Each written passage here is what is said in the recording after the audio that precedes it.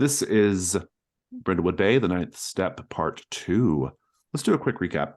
So we started the Dad Overboard mystery. Well, actually, we're pretty close to being finished with it, I think. You currently have 6 clues, or actually, no, 4 clues on it, and you have 4 more coming because of die rolls that we left unresolved last time. But the 4 that have been revealed, there was a diamond earring dug up from the sand. It possibly washed up after Albert Krause's body was found. Albert and Allison both had lovers. There are receipts for expensive purchases worth thousands of dollars, artwork, furs, that kind of thing. And an interesting observation from Dolly that Captain Curly is not wearing the right medals that you would wear if you were the captain of a vessel, which maybe kind of hints that he's not actually a captain, or maybe he doesn't have this background that he's saying he does. You also have 2 void clues. A group of people chanting below decks on the Regal Lady, but also this group of strange, hairless, kind of new age people that were spied by Alice before Alice was accosted by a shadowy figure with a gun. That's the kind of basic mystery recap. Presently, the characters are all in different parts of the Regal Lady, talking to different characters, and I owe you all clues, which we're going to get to as soon as we, well, not quite as soon as we start, but pretty soon. The Mavens themselves, everyone's doing okay. A couple of you have conditions, but otherwise, the Mavens are fine. We're going to kick off, though. Instead of doing cozy vignettes, we're going to do the crowns of the queen. A couple of you marked the crown of the queen last time, and that means you have to narrate something based off what you marked. And so we're probably going to kick off with that, and then we'll kind of dive back into the Regal Lady. So who has crown of the queen marked and wants to go? Is that Rosemary? Yeah. Yes. Okay, go ahead, Rosemary. What's your prompt, and then do it. A flashback of your fondest memory with one of your children. It was back when they were quite young. We decided to all go on a camping trip together, just out into the country, like all the tents and whatnot. But then it started to rain. We all got soaked. It was a bit of a nightmare at first, but eventually the rain let up, and the stars and the clouds parted, and we could see the stars in the skies, and it was just a very beautiful moment. And even at 10 years old, I could just see the look in their eyes of just the wonder of childhood in them. And yeah. Thank you. And Muriel? Yeah, I marked Crown of the Queen, a flashback to your fondest memory of your late partner. We see Muriel and her late husband, Gavin McGregor, walking alongside the River Clyde in Scotland, in Glasgow. They're both a lot younger, probably Muriel looks like maybe she's late 20s, early 30s. Gavin's a little bit older than her. And Gavin is this big brick stack of a man, just fully a good 3 heads taller than Muriel, with a chest almost as wide as Muriel is tall. He's this big guy, but they are walking very pleasantly along the River Clyde on a kind of foggy Glaswegian afternoon, and they are not talking a lot, or I should say Gavin's not talking a lot. Muriel's talking quite a bit, just chatting idly about the weather, local affairs, random things that come to her mind, just chatting here and there.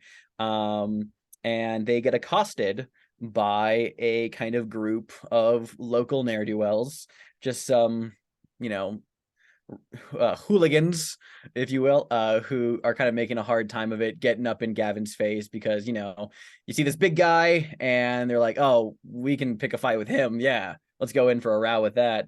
But what they don't expect is that while Gavin's just kind of sitting there, just stoically taking it, not really giving into their advances, Muriel comes in with a flying headbutt to one of the young men's faces, fully breaks his nose, and using her basket of recently acquired cod from the fish market, just begins to swing and beat, grabs a fish, slaps a dude, he goes over the railing into the river, just fully beams him down. And as she's sitting there, just kind of like, Gavin just kind of like leans down, gives her a little dainty kiss on her forehead. She pats his chest, and they continue on their walk down the riverfront. Fantastic. Thank you. I think that's it for crowns. Yep. In which case, we shall go back to the regal lady. Now, we end up with a bit of a cliffhanger with Doll hearing this strange, well, what she thought was mechanical sounds from the engine room, but it maybe was chanting. It's a little unclear. Normally, Doll, I would probably make you roll the night move to keep your composure, but you are distracted by what is about to be your clue that I owe you. Your clue is coming in the form of a conversation that you eavesdrop. You hear the entire conversation, and your clue is embedded in it. The conversation, you gather eventually, is between Sarah Krause, who is the oldest daughter of the Krauses, and she's clearly very upset. She's crying. She seems to be the only Krause that's actually upset about what's going on here. And she is being consoled by John Malkovich.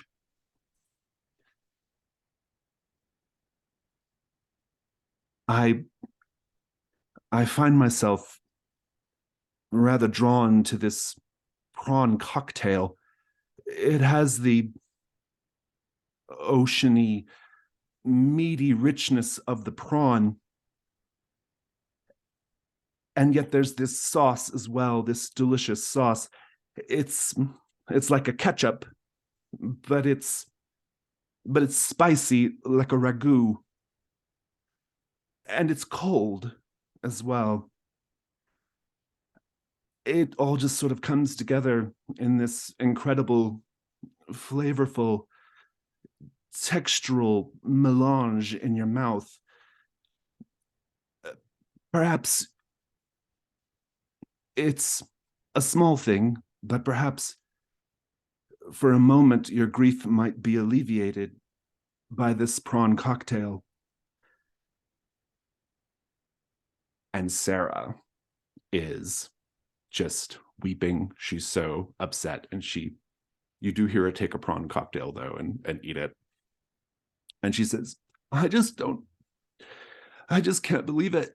I mean, and just to think that the last conversation I had with him, we fought. What was the nature of this conflict, Sarah? It was the will. He cut my kids out of the will, his own grandchildren. Why would you do something like that? But that's anyway, we fought. How are the kids, Sarah? Have you told them what's going on yet? I haven't seen Porsche, Mercedes, and Lambo in so long. They're okay. Thank you, John Malkovich. And there's a hug. But that's your clue, Doll. I'm so happy Jason spent his week getting a John Malkovich impression ready. I spent 10 minutes before we started doing my John Malkovich It's impression. incredible. Thank you. Yes. I literally I'm spent so 10 minutes. happy. I watched a YouTube video. I was like, okay, done. So, The best day of my life. So but good. that's your clue. Your clue is that Sarah and Albert fought because he cut Porsche, Mercedes, and Lambo out of the will. So that's your clue. And maybe that's also distracted you from the weirdness of the sounds. And indeed, it just sounds like engineering machinery again. Let's cut over to Alice and David. You're getting a clue from David as well. And I guess you did not get naked and get into the jacuzzi with David. Do I understand that correctly? I'll say that Alice instead took the time to be like, you know what, it's important. Alice is like, this is important. We got to figure out to get down to the nitty gritty of it. Can you direct me to to maybe a dressing room or something? And we'll find like somebody to help out and be like, do you have Yeah. like a nice like one piece? Yeah, I can put on? Allison probably has like a like a one piece, something tasteful that you can wear. And by Perfect. the time you're in the jacuzzi, David is like, he says, I know it doesn't seem like it, but my father's death really does weigh on me quite a lot. I'm reminded, of course, of the great performance artist Gal Bai, who was so committed to his work, he threw himself from the top of a 5-story building. The ultimate artistic expression, if you ask me. If only my father's death could have been so significant. He lacked vision. And yet I did quite love the man in my way. I have a theory about what happened, if you want to hear it. Oh, please. That's so interesting. Do tell. Well, well, let's just say my father, he wasn't quite as rich as the social register would have you think. In fact, there was someone who was trying to collect a very, very big debt from him. I don't know who, but I overheard one side of a conversation.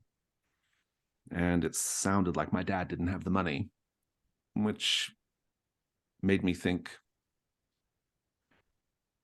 it was actually a very extraordinary amount of money that he owed, or he's not as rich as we are all led to believe.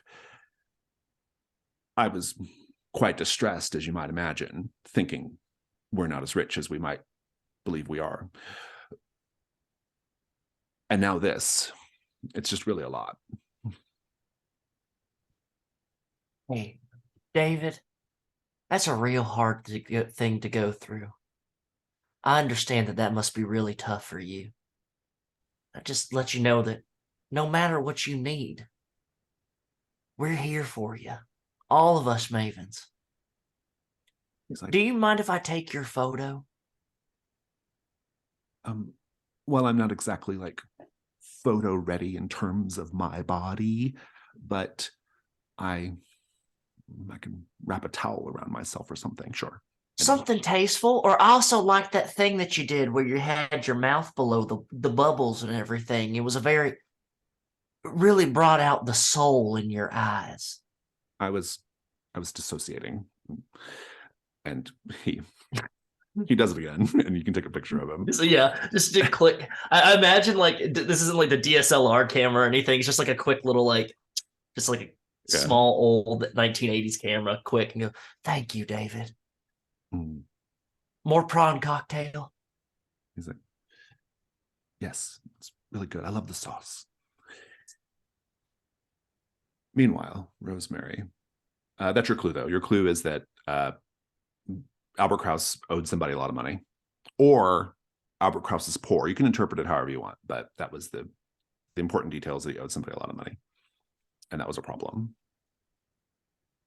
Rosemary, you've been chatting with Allison, and I think your clue is she's not going to give up anything herself, but I think you'll find something. And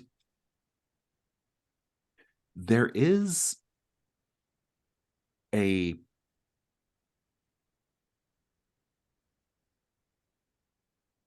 think she is like quite suddenly aware of something that she did not expect to be on the deck of the ship.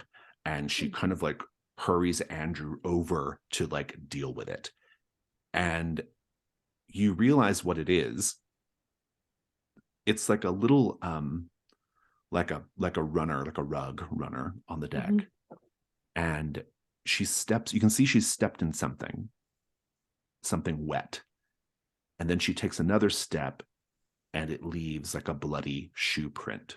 There was like kind of tacky blood on the runner. Now, it can't be Albert's because he is long dead, but this is an unusual detail. And Andrew quickly like rolls up the runner and takes it away. Muriel, what'd you get on your roll? You got a 10 plus also, right? Yeah, I did. Yeah, I think everybody had 10 or more, if I remember correctly. I got 7 to 9, so Oh, did you? yeah, Oh. that's why I wrote it down. Oh, I owe you something then. I owe you something, a complication. Let me take a look at your character and see if something comes to me.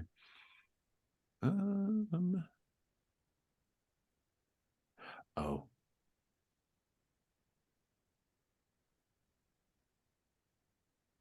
I'll come back to it. Muriel, you are playing spades with Captain Curly and a couple of the crew members. Mm-hmm. And I think you're cleaning up. I think you're like doing really well, right?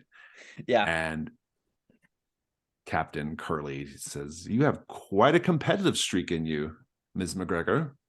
It's not competitive if you're just fond of, having a good time and maybe winning every so hand. I can't help it that you all suck at playing spades. He's like, "Wow, that's a pretty harsh way of putting it." But well, and he kind of he says, "Boys, maybe you could come back in a minute. Go check on the, I don't know, boat thing."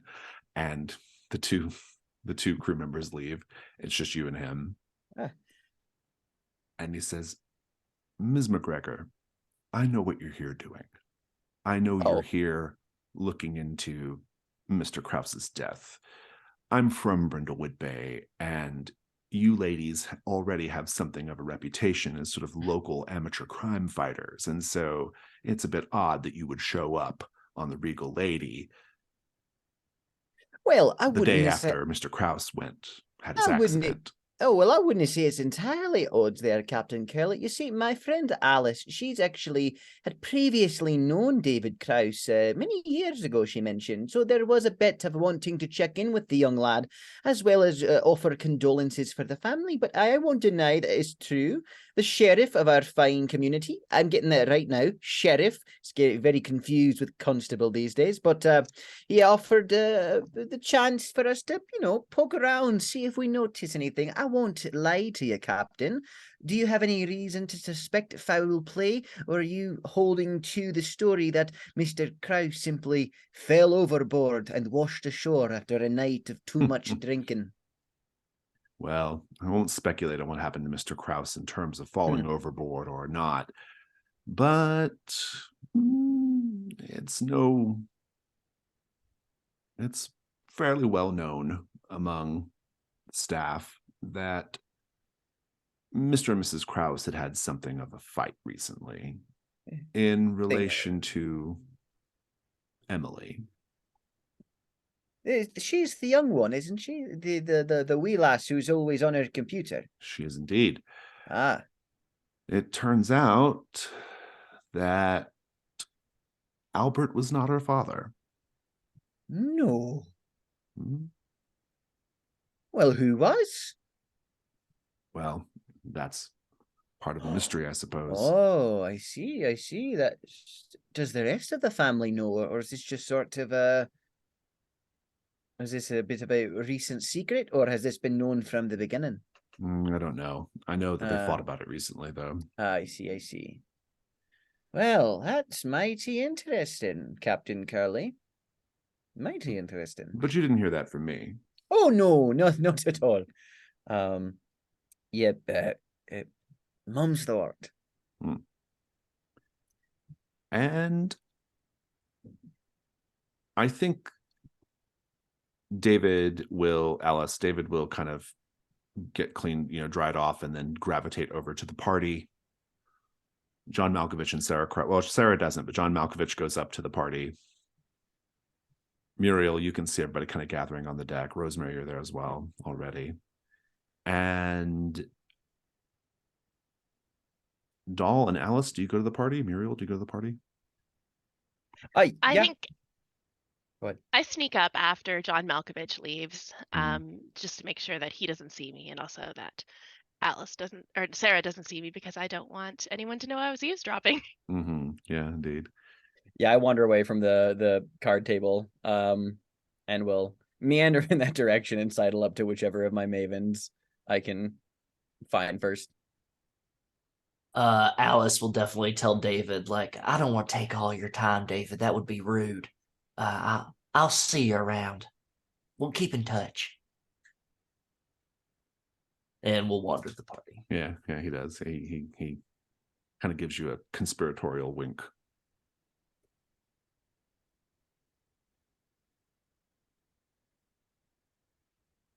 Meanwhile,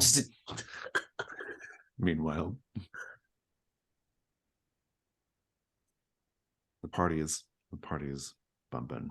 Rosemary, I owe you a complication either with the clue or with the finding of the clue. The clue, of course, is this sort of like somewhat freshly soaked. It's either very fresh or it's really, really soaked, right? It's one or the other in terms of the blood, because it was still leaving. It's still to a certain degree wet, right? I think what's going to happen during the party is Andrew, the butler, is going to be aware of you being aware of the rug and is going to bump you over the side of the boat. Oh, no. You can avoid that by putting on a crown, or you can go with it. I don't think I can avoid that because I think I already spent you a already crown. spent a crown. Oh, to get that one. Okay, cool. So that's what's happening. That's going to basically stop the party, basically, whenever it happens. But the party is going on. Everything's kind of, it's fine. There's really not that many people there. It's kind of just, I think it was mostly just supposed to be Allison, the kids, and John Malkovich. But the three of you, or the four of you, are there as well now, or there now as well. And yeah, it's fine. I mean, yeah. So everybody want to just kind of narrate a little bit of what they're doing at the party here? Oh, I have one of the people that is serving prawns, on the tray. I have them just holding a tray right next to me so that I can gorge on prawns. I love prawns. They're really quite incredible. It makes you wonder what makes it a prawn and not a shrimp. I don't think I've ever entirely understood the difference. I think it's just size, John. I think that's just what it is. But this sauce is amazing, isn't it? I prefer to be called by my entire name. Oh, I'm so sorry, John Malkovich. The actor John Malkovich, if you prefer. I'm so sorry, the actor John Malkovich of Stage and Screen. Oh, I like that. That's really good. I like that almost as much as I like this prawn cocktail. Amazing. So good. Delicious. Muriel is, I guess I'm going to stay in the family and have my moment from the party also involve John Malkovich. Muriel, I don't know how in bad taste this is for the recently deceased, but Muriel has stumbled onto Albert Krause's stash of golfing irons on board, and has teed up on the Lido deck with John Malkovich taking shots into the ocean, while just kind of just knocking him in. You're from Scotland. Aye, Mr. Malkovich, I'm from Scotland, specifically Glasgow. Scotland, Ireland. I've always had trouble figuring out the difference. I don't think Muriel has ever come this close to contemplating murder in her lifetime before, but this is pretty close. It's all in the sort of same general vicinity of the world. I suppose they're relatively close together, Mr. Malkovich, but you see, Ireland's an island to the left, and Scotland's a country on an island to the right. Not going into the bay. And yet all a part of Great Britain as well.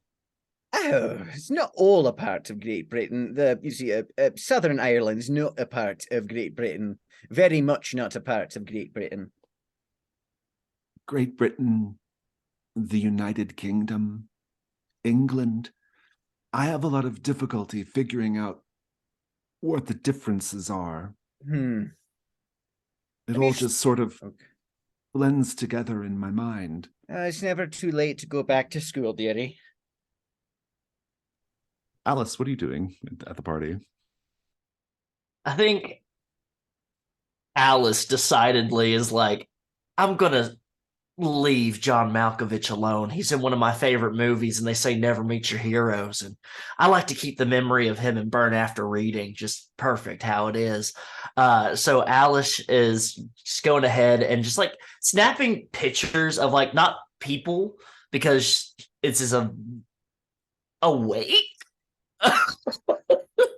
So it's a very weird party and doesn't want to like offend people like that, but will like ask a server, can I take a photo of like your hand and the prawns and things of that nature? Just like these like very like abstract photos that are like, I hear that up in New York City. They really like the, you know, the details more than the larger big picture. I'll give you a meddling move with, Okay. I would say with reason. Because Okay. maybe you're looking at the pictures later and you see something. Absolutely. All right. However, taking a look at the being watched condition, I'm going to put you at disadvantage. Okay, that makes sense. That is a 6 and a 1, a 7, so a 9.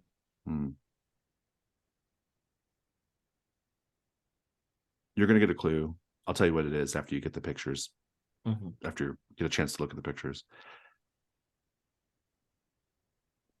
But not before you find yourself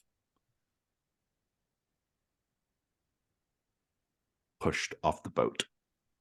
You're in a part of the boat where no one's looking, and you just splash. Same thing with you, Rosemary. Mm-hmm. You're catching some air, getting away from the party a little bit, and someone knocks you into the water. Whether it's Andrew or not, I'm not going to say, but Mm-hmm. Yeah, Andrew was looking at me very passive aggressively, and I just had to leave the area. And well, who knows what might push me into the water. Isaiah Langmore will bring the boat around and come fish the two of you out.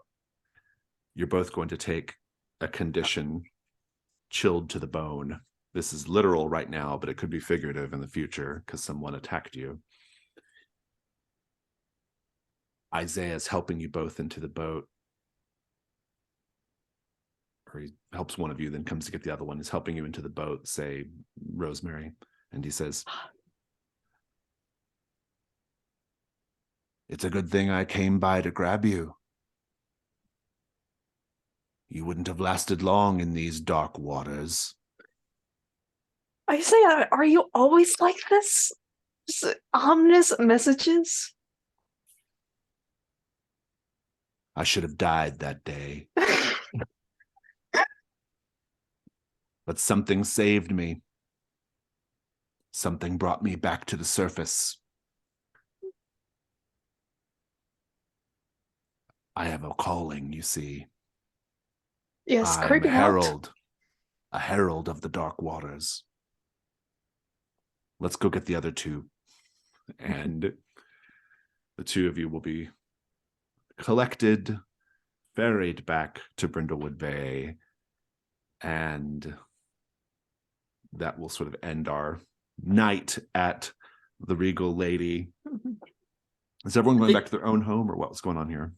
Yeah, I think on the way back, just in the boat, Rosemary keeps looking, or Alice keeps looking at Rosemary and being like, do you think he's watched Jaws too many times? Is this like a Quinn thing? It could be just that he watches all the nautical movies, like all of them. they like anyone that involves like a creepy old like lighthouse taker, or he just watches them all. I think you're forgetting that sometimes seamen are just poetic. It's just something about being out on the water all day, you know? Seamen are not that complicated. It depends on where you're from. Are seamen that complicated in dildo? Extremely. Muriel has notably nicked a prawn cocktail from the party, and on the boat ride back, she keeps like intermittently like reaching over, grabbing her bottle of Scotch whiskey and pouring it into the shrimp cocktail, dipping the ragu in the whiskey as well, and just eating it like that, and offering commentary on the ride back to shore. Oh, That's so awful.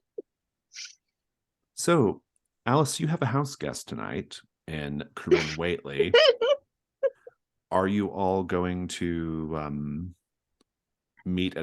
get together at Alice's house to theorize about the case? You have plenty of clues now. Or do you want to wait till the morning? Or what are we going to do here? Oh, I don't know about you two ladies who took a swim there in the bay, but I'm feeling particularly invigorated. I'd be more than happy to discuss the events of the day and possibly the affairs of the case over a nice cuppa at Alice's place. You are expecting company, though it depends on how much you feel like hosting this evening. I want to get those sons of bitches. Hey, hey. My thoughts exactly, but with a little less cursing. Why don't we take a 10-minute break to give you all time to look at the clues and start coming up with some theories that we can discuss when we get back. All right, see you in 10. You all get to Alice's house, and Corinne Waitley is sitting on the couch, kind of curled up on the couch with a blanket and a mug of hot tea. And she's in her pajamas, which are like, not really pajamas, it's like a kind of fabulous kimono, right? And she says, "Oh, seems we are destined to keep running into each other, the five of us. Ms. Ollinger, I'm so happy that you asked me to stay over. It really is saving me a lot of trouble. And your home is quite rustic, very charming in that way." I like to keep things familiar to my home back, to my house back where I'm from originally. Yes, it does have that feeling of like walking into some sort of theme restaurant or something, doesn't it? It's really wonderful. Thank you. I'm so glad that you were able to make yourself comfortable. Well, again, thank you so much. This is kind of late for the four of you ladies to be up still, but maybe things are different here in Brindlewood Bay. You have lots of energy. That's terrific. It will be very helpful when we begin our little venture together at the 9th step, I think. Yeah, we had a bit of a late night, a little bit of carousing and everything. We still got a little bit of shoes on our feet for kicking and dancing, as the old saying goes. Well, let me know if I'm in the way. I can certainly just retire to this lovely little room. But if you don't mind some company, I can put on some more tea. We're just going to be gabbing and everything, so if you want to join, then I'm sure you can. I'm not offended by it, but I'd have to ask the other ladies, see how they feel about it before. We like to have a nice little game of backgammon before we retire. It's kind of a tradition. I'll go put the kettle on. And she gets up and walks over to put the kettle on. Really knows how to invite herself into things, doesn't she? Well, let's theorize. We could theorize in character or out of character. It doesn't matter to me, but probably out of character is the easiest thing to do. I do want to read the move, though, for people.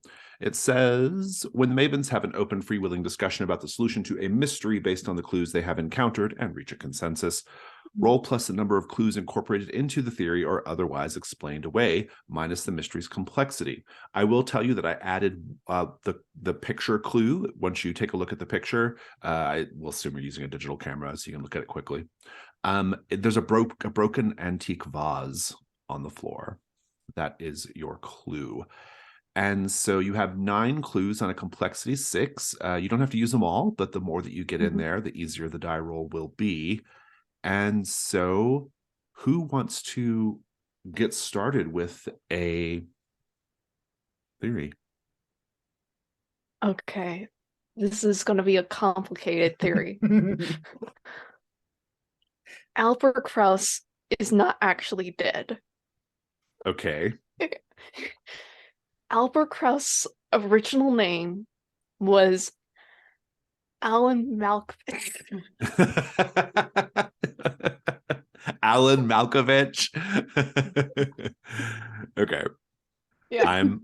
I am listening with an open mind. Keep telling. Do tell. There's no proof of that, by the way, but okay. Okay. Albert Krauss was in a lot of debt. He's been being hounded by debt collectors. Like we have the receipts. We do have some of the we do found some of the stuff that he actually bought washed upon the shore. He needs a way to get out, and he really doesn't know how, but he does have a twin brother. So we're establishing now that Albert looks like John Malkovich. That's pretty good. Yeah. Okay. Yeah. So that you could have noticed when you were looking at the body. Yeah. I think too, one of the things that Rosemary and Muriel figured out was the body that Rosemary saw had pierced ears, one with a diamond earring, the other one just with the hole, and the earring was missing, and it matched the earring that Muriel found in the sand. And Albert, aka Alan, didn't have pierced ears. But John did. And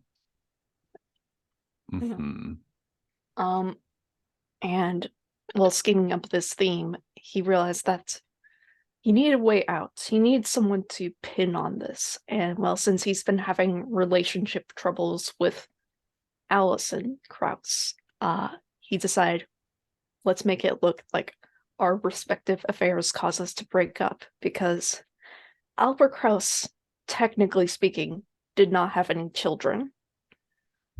It's all John Malkovich's kids?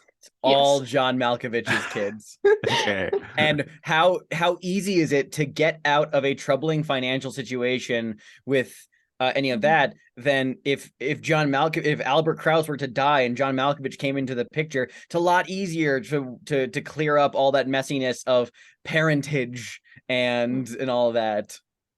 Oh, how interesting. So and Malkovich is rich and doesn't have a ton of debt.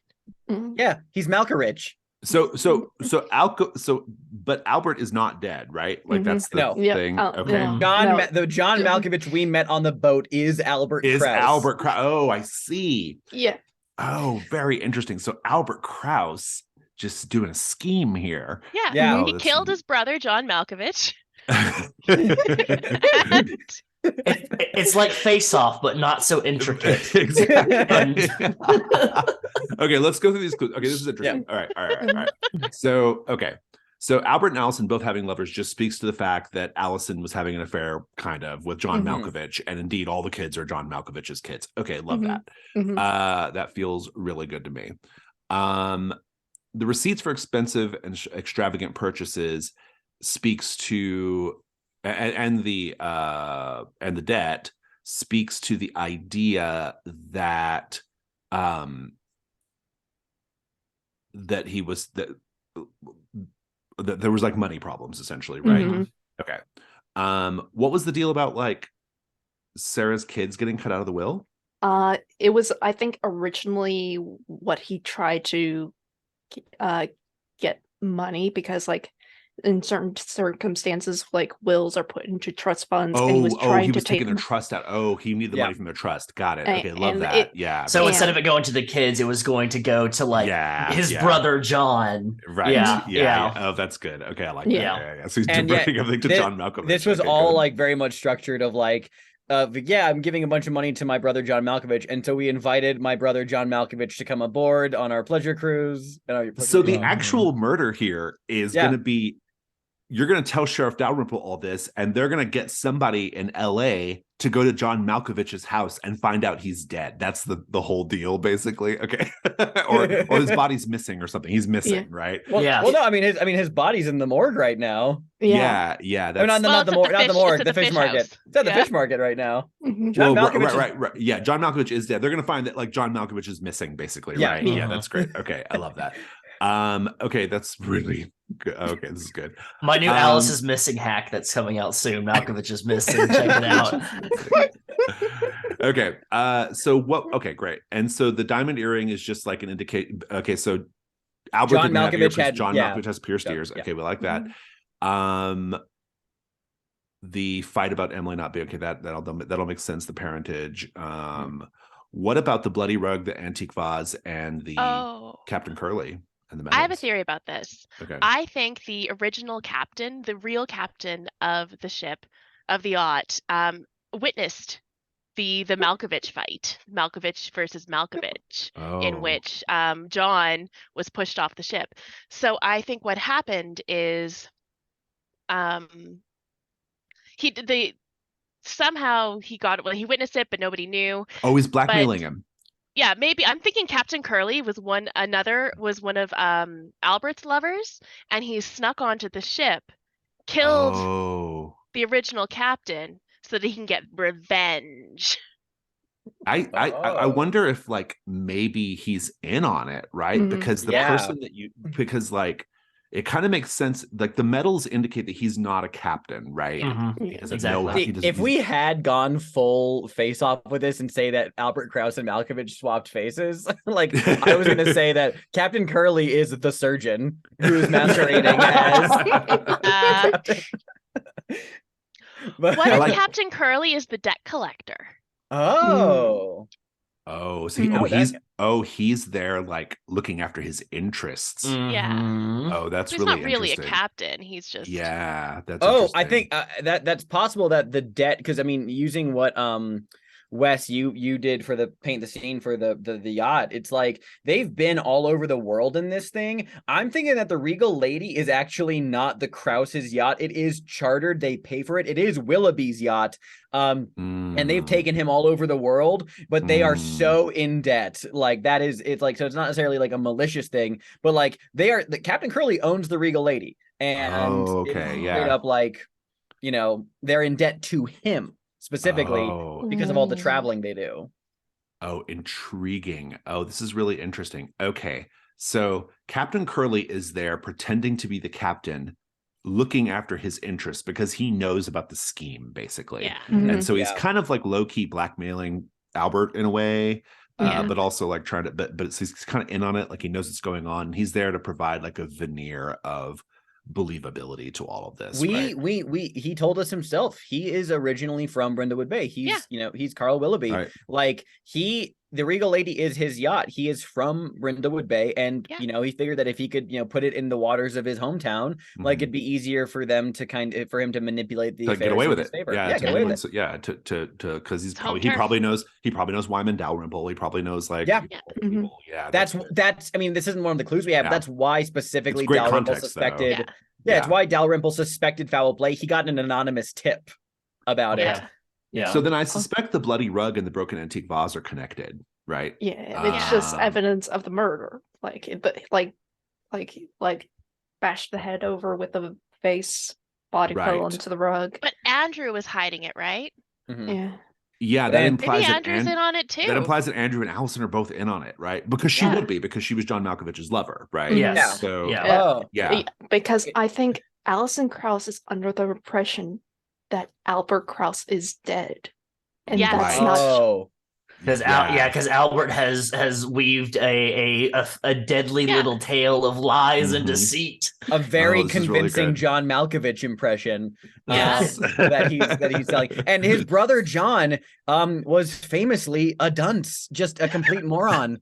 And it's so easy for him to dim his intellect down to maybe he's like secretly jealous of John Malkovich and he's playing him stupid, right? Oh yeah. Because we all know that actor of the stage and screen, John Malkovich, would know the difference of all the places in the United Kingdom. He's a very intelligent man. He speaks like many languages and stuff. Like your one flaw, Mr. Krauss.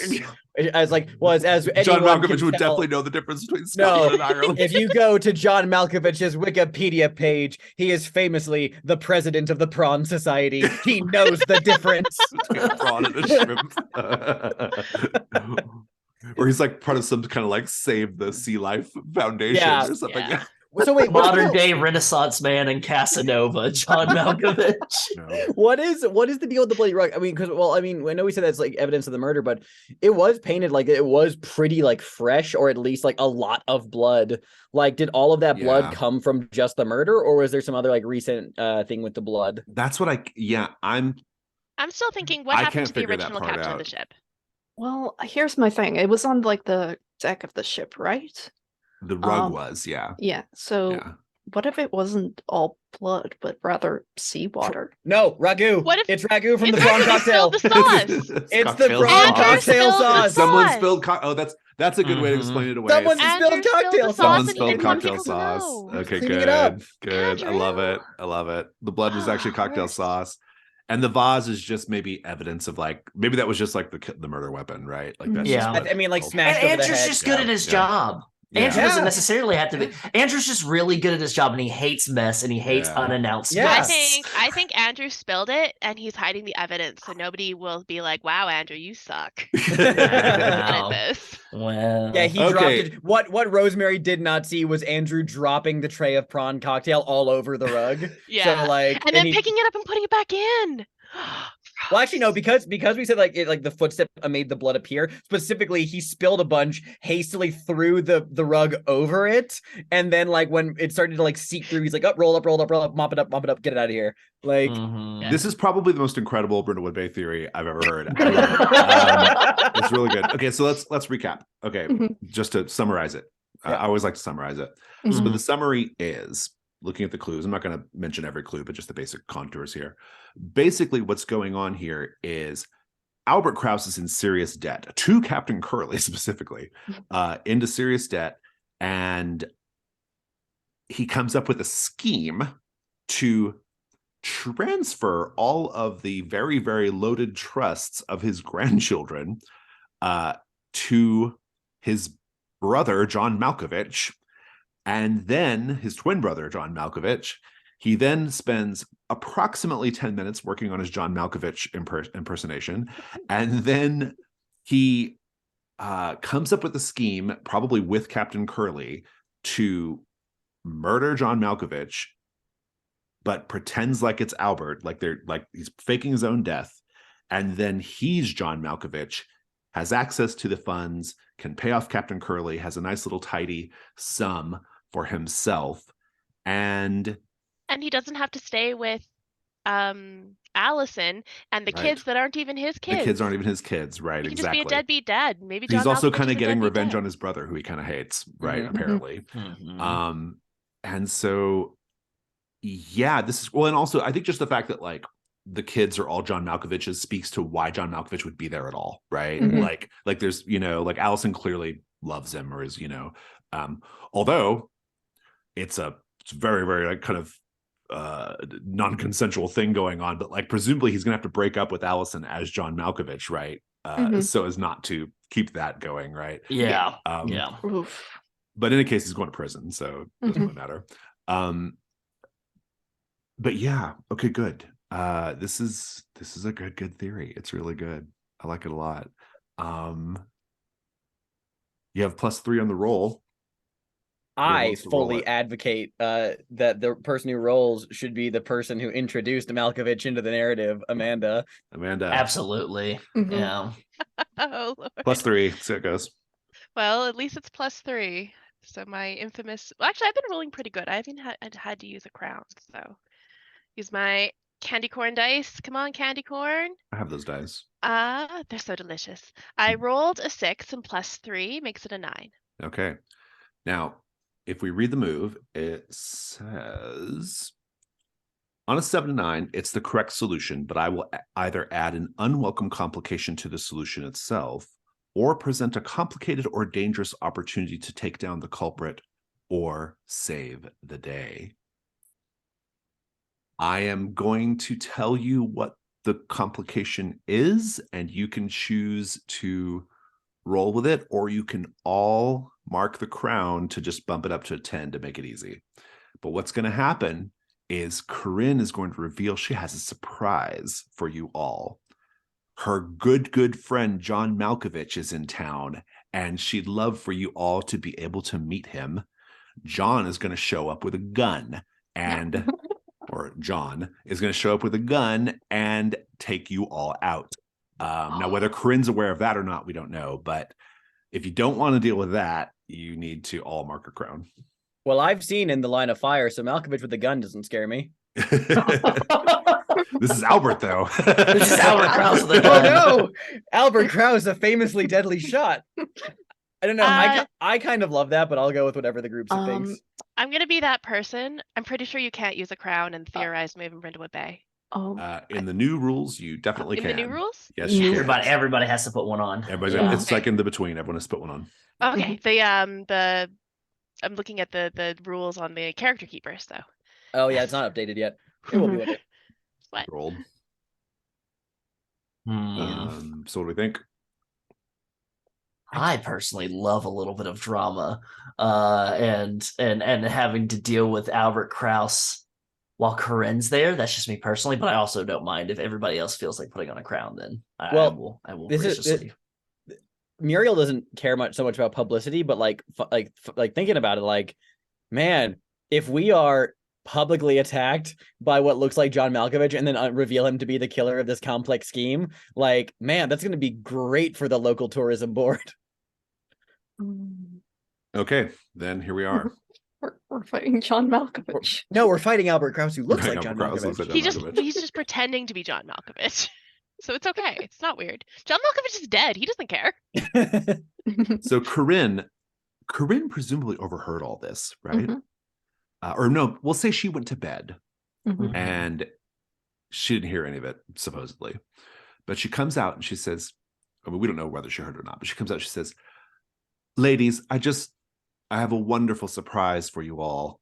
I just got off the phone with a very, very good friend of mine, a former client at the 9th Step.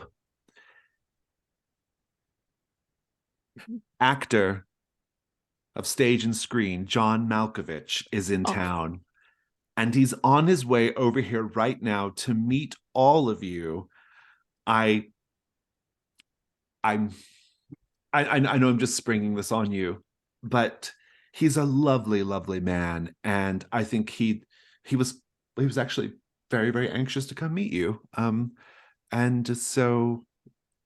she says, I better put on another kettle. How long until John Malkovich gets here? I think you see like headlights right now. Corinne? So not enough time to like Home Alone the house. Corinne, you put that tea kettle on, but in the morning we're going to have a long talk about boundaries. What is? Oh, go ahead. Sorry. Spiritual boundaries. That's an excellent first step in the 9 steps. We should certainly talk about that. And could I? Is it too like imminent for me to be able to use the CAD file move? To like come up with maybe you just have something already. Like, okay. Ready to go. Yeah. Because I'm mixing together a concoction. Just okay. Yeah. You can be doing that. I like that. All right. Cool. What's it gonna do? I think specifically it is going to it is kind of like a practically for herbal medicine's sake, it's kind of like a numbing medicine. It really kind of like, it's like a muscle relaxant. Functionally, like, it's really good at getting hands to be bad at holding things like guns. But it's like a muscle relaxer. Are you gonna put it in this tea? Is it for arthritis? Yes, it's an arthritis med. Yeah, absolutely. And I'm gonna put it in Albert Krause as Malkovich's tea. Okay. So I'll slip that in there. I guess I add it to my cozy little place. Yeah. He comes in and he sort of like he's pretending like he's never seen you before. And Corinne brings him. She's like, "Isn't this exciting to all of you?" Right? And you're all just it's just like a nervous, like little anxious ball between all of you, right? And Corinne, I'm so embarrassed. I didn't have time to put on a movie or anything. Actor John Malkovich of stage and screen. We just met a few hours ago. He takes the tea and he sips it. He says, Yes, we did meet just a few hours ago. though it feels like a lifetime. You ladies, you really think you're onto something, don't you? I knew what you were doing on that boat.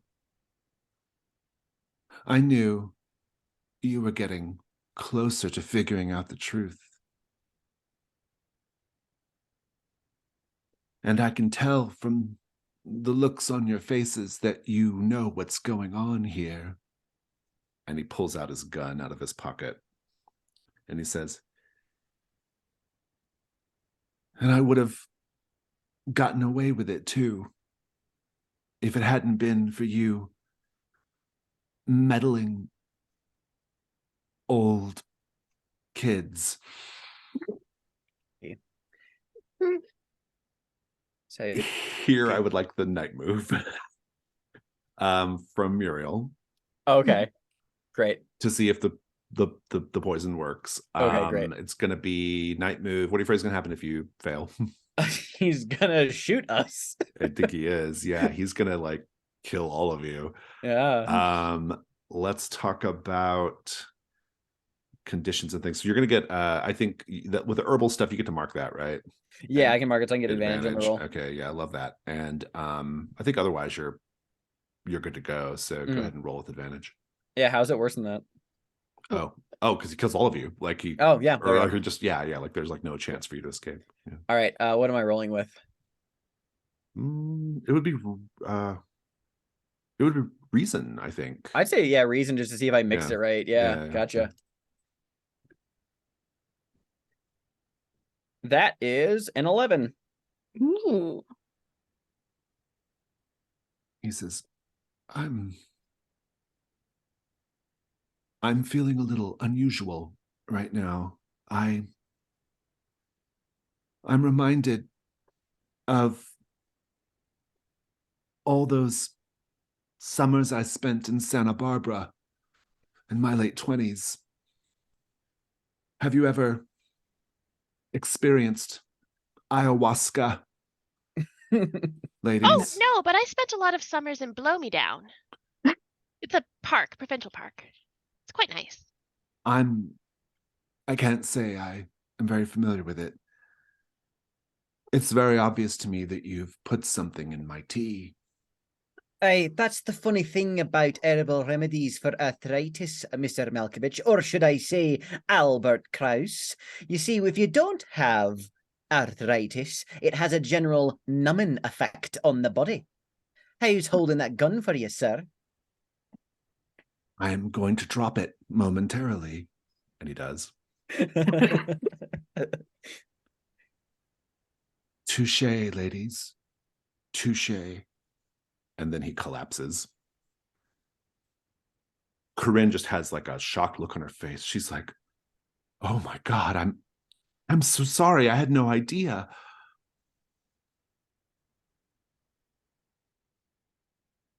That was horrifying. And Doll's just going to reach across the table and pull John Malkovich's tea to herself. Start sipping. I'm calling for Dalrymple because, well, I don't think we really have too much in terms of restraining besides like taking the gun from Albert Kraus.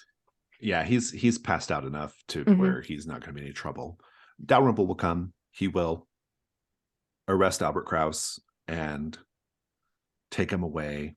He will chastise you all for going beyond the bounds of your remit, but nevertheless, he is thankful for your help. And that will conclude Dad Overboard. A case that I will be calling Which Vitch is Which. Dad Overboard, or yeah.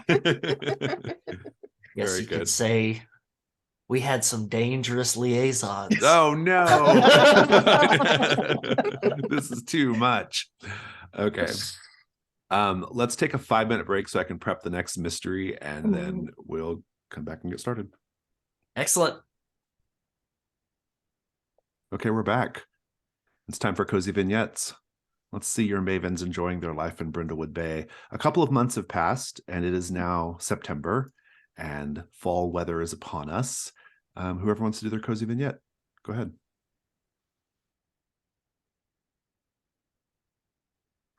It may just be only September, but Rosemary is like pulling out the pumpkins and whatnot and putting like on various like outside of her house.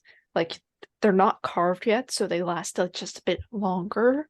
So once October hits, they'll be prime and ready. Just so that like they're easier to cut in a little bit, but yeah, these are gonna look so good. She's got like a variety of them. Some of them are very round, perfect for jack-o'-lanterns, and some of them are the weird like bumpy squashes with like stripes and whatnot, and it's very festive. Rosemary's favorite time of the year is fall, and she is ready. Muriel is going for a lovely stroll down a tree-lined kind of street in town. It's very beautiful fall colors. The trees are in the height of their change. Beautiful oranges, yellows, purples. And as she's walking down the sidewalk with a little basket under one arm of just little things she's been like collecting up with from like little herbs and weeds and grasses that she's been finding about town. As she's like walking like an acorn from a tree that's like changing, like falls and like hits her on the head, and she kind of like has like spin around like with her dukes up for a minute. When she spots across the street a series of 4 jack-o'-lanterns that have already been carved and propped up that are clearly like kids taking a piss at the rendition of the 4 Mavens, kind of these like goofy looking parodies of ourselves. And Muriel just kind of goes, like, she has like this like zoom in kind of like squint like feisty old lady face. Another acorn falls, she catches it, and this time belts it at the pumpkin, and the front of it just explodes and like falls over, and then she just satisfied continues trundling down the way. We see Doll. She is wearing a lanyard with a volunteer badge on it, and she's carrying a tray full of bingo cards and a few extra bingo dabbers. It is one of those school bingo fundraisers, when you have to go and work and volunteer for a school to help raise money for school stuff. And she's wandering around, the groups of people playing bingo, and she's selling the cards and the dabbers. And you can see her, and she's just getting more and more frustrated. We can't hear her. It's a vignette, but you can see that she's saying something along the lines of, "No, you're doing it wrong. Let me show you, la." And she pushes somebody aside, probably a child, and sits down and starts just like dabbing. Like there's no end to it. Like you wouldn't believe, like Superman. We then cut to the interior of Alice's home. There are, various different kinds of pumpkins and squash, things of that nature, a lot of warm tones, autumn tones. And she's sitting at her table on her couch, and there's a series of books and stickers and things collected about. And, I'm freezing. Okay, I'm back. And it's almost like a Folgers commercial. She's got a cup, a mug. She sniffs it, takes a sip, sets it down, and grabs a pitcher, and it's a clapperboard of like from a movie set, and places it on the page of the scrapbook that she's working on. And you can see it's our latest little mystery that we solved, and it's just various photos from the ship and everything. And then a photo of the one that she puts on is a photo of Albert Kraus Malkovich being carried away by Sheriff Dalrymple. And it just says, like, what a star. And there's the drama masks on there, drama and comedy and things of that nature. And she just delightfully looks at it, puts the cover on it, and then closes it. Fantastic. Thank you all. Now, before we kick off with this mystery, I do want to check in with you about an aspect of the game called the cozy move. So a couple of you have some conditions now, And I think chilled to the bone has been the last couple of months oscillating between like literal cold and figurative being chilled by the fact that someone tried to kill you. And now we're back to literal cold because it's the fall. And so that's sort of what's going on with chilled to the bone. Also, Isaiah Langmore is still a thing. And Alice, you might still be being watched. So you have these conditions, and also Rosemary, you have these conditions. The way you clear them, I can just tell you to clear them because I think it makes sense, or you can clear them by doing the cozy move. In order to do the cozy move, though, you have to be engaged in your cozy activity. I want to encourage you all to think expansively about what it means to be doing your cozy activity. Sometimes you might be in a mystery that is a very like closed room sort of mystery, and it might be unclear, like how do you do knitting, say, in this circumstance? Well, maybe you pull some out of your purse and you do a little bit of knitting. Or if your charity fundraising activities are your cozy activity, then maybe you're pressing the flesh while you're at this party or whatever, right? So you have to kind of think about it kind of a little expansively in terms of getting the cozy move sorted in the moment. Or you might just have time to go back home and, have a scene. That's fine too. This particular mystery is not so closed off, though, but I just want to kind of point that out if you want to start thinking about ways to get rid of these conditions. Our mystery, our new one, is called Decorative Gore Season. Summer is over and autumn is here, and that means it's time for your annual group outing to the Pumpkin Mart, Brindlewood Bay's best and oldest pumpkin farm, featuring hay rides, pick your own gourds, an award-winning farm stand / market and bakery, and of course, the wildly popular children's scarecrow building competition. Located just outside Brindlewood Bay, it will be packed with customers once fall gets fully underway, but it's still a little early for the real rush. Owners Mort and Grace Billingsley are getting on in years, but still take great pride in running a tight ship. Their kids help keep everything going smoothly and the money rolling in. Does anyone have a shadow in the garden marked? Very well. You arrive at the Pumpkin Mart. And there are, even though it's not the busiest time of the season, you do see, there are still customers there. You might see a gaggle of excited children showing off their face paint. One's a scarecrow, a clown, masquerade ball, superhero. They kind of run by. There's a hayride wagon pulled along by a bored-looking horse. It kind of rolls by. There's a group of teenagers on the wagon loudly singing the Brindlewood Bay High fight song while the school mascot, Billy the Bosun's Mate, dances in the middle of them.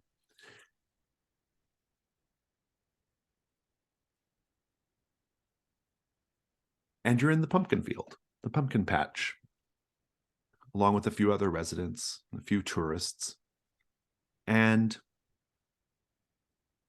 the three Billingsley boys are there. Father Mort, son MJ Mort Jr., and Todd, also known as Hot Todd. Also known as Hot Todd because he's exceptionally good looking.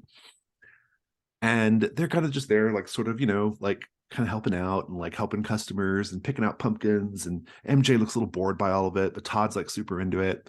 MJ's like a house cat. Todd's like a dumb dog. They kind of have that energy. And Mort is there, just looking at pride at his children, the pumpkins, and also his sons. And he comes up to you, Mort does, and says, the Murder Mavens here at the Pumpkin Mart, as usual. Ladies, have you found a big one?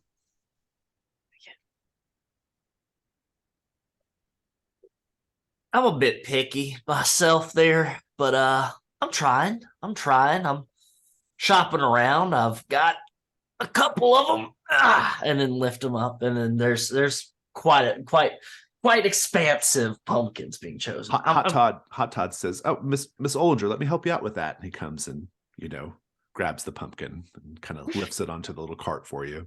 Todd, you are just the sweetest. I hope you know that. Always there to help out an old lady like me. Well, I do my best.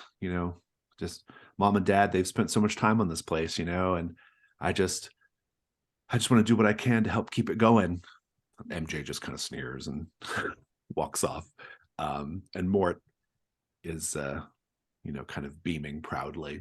Muriel's hands are dripping a little bit with some pumpkin gore, because behind her is a trail of carnage in some places, and she has like one pumpkin that's like on the smaller side but respectable, tucked under one arm, and she's just saying, Mr. Billingsley, where I come from, it's not the size of the pumpkin that matters, but its resilience. All the same, I will be paying for the ones I've tested previously. And she gives a hefty like dunk dunk on the pumpkin she's currently holding.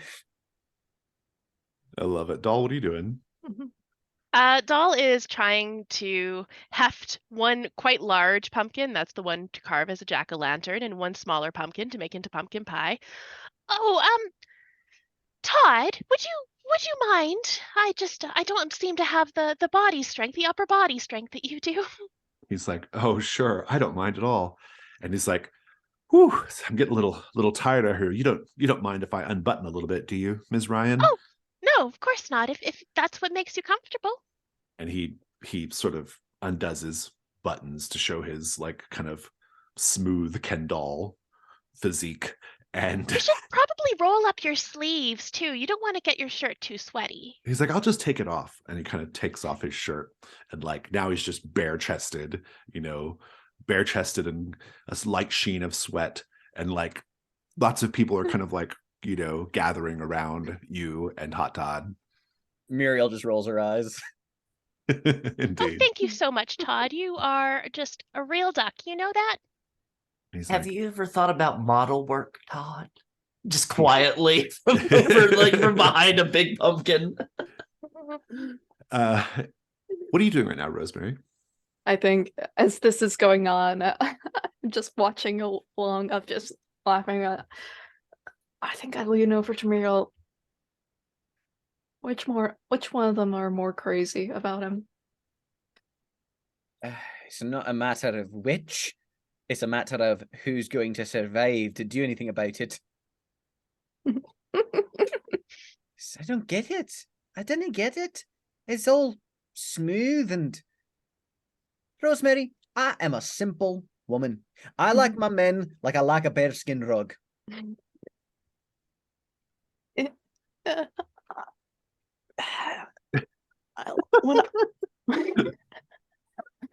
you not get do you not get what I'm saying? Okay, I like my men like I like a bearskin rug, which is to say furry, large, and capable of smothering me.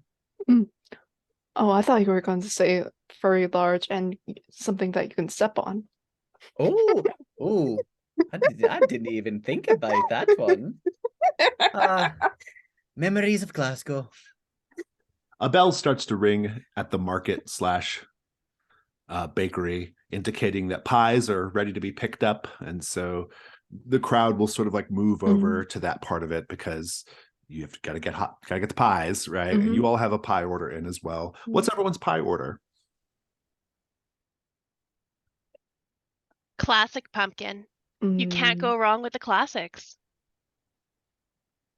Yes, Rosemary is all about that pumpkin. Once pumpkin spice season hits, it's nothing but that. In fact, there is currently Rosemary's trying to organize a sort of charity event about like making mail orders of like various like coffees that are flavored in pumpkin spice and like that sort of thing. Doll has a huge order of like pumpkin spice latte mixes already in for this charity. Yeah. Muriel, what kind of pie? I'm thinking it's probably like a Scotch banana toffee pie.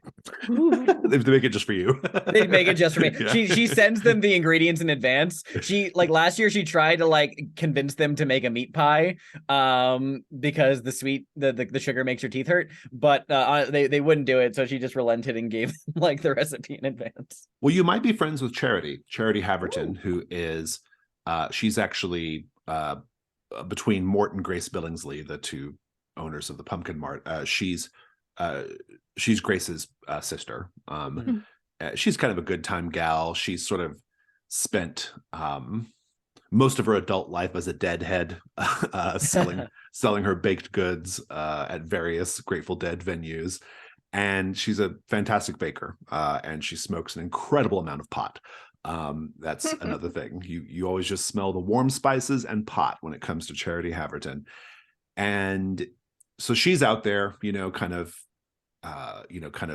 tall and gaunt with a very long bone white braid, tie-dye skirt, with Grateful Dead concert shirt and cowboy boots. I imagine her as a Lily Tomlin type, and she's sort of, she's like, come and get them, pies are ready. And she's sort of like waving you all in to go get your pie. Alice, what kind of pie do you have coming up? Alice has a bit of a nut allergy, which is regretful because a good old-fashioned pecan pie would have been perfect. But instead, we will settle for the great American Southern classic of chess pie. Chess pie is delicious, yeah. And what's so chess pie? I've never heard of this. For real. Is that you for? Oh, yeah. Yeah. Chess pie is like I don't want to say the wrong thing. I know. Give the exact ingredients here. Yeah, it's very much like pecan pie, but without the pecans in it. It's like a butter tart, but in pie form? It's like a custard, pie. Yeah. Nice crust on top of it. So I gather everyone gonna move to go get their pies inside the bakery? Absolutely. Yeah. Okay. So you head in there, and I think the Pumpkin Mart entrance is interesting because there's an animatronic scarecrow, Mr. Button Nose. It accosted Corinne Waitley last session, if you'll recall correctly. She mentioned it. And there's this animatronic scarecrow, Mr. Button Nose. He kind of greets everyone as they walk in, and it kind of just does it over and over again because people are piling in. And it's the recording of the voice is Mort Billingsley. And it's just like, welcome to the Pumpkin Mart. We hope you have a pump-tastic time while you're here. Welcome to the Pumpkin Mart. We hope you have a pump-tastic time while you're here. Welcome to the Pumpkin Mart. And it's just endless, right? Let's paint the scene, everyone. So there's the smell of baked goods permeating the air inside the Pumpkin Mart. Garlands made of paper leaves and fall colors are draped over everything. The Pumpkin Mart is the sort of place that inspires fanatical devotion from local customers. What is one bit of breathless praise for the farm posted on the bulletin board up front?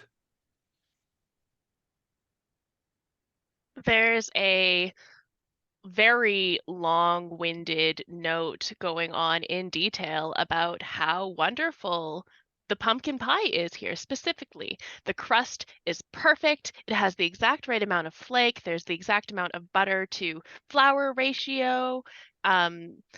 Just this huge long letter, and at the bottom is signed Doll Ryan, of course. I think they've got like these. They hand out to like these kids coloring book pages about the scarecrow, and like there's just like a multiple like colored in drawings about this, and like various some things of like I love this scarecrow, and like just like adoration for a bunch of like different kids.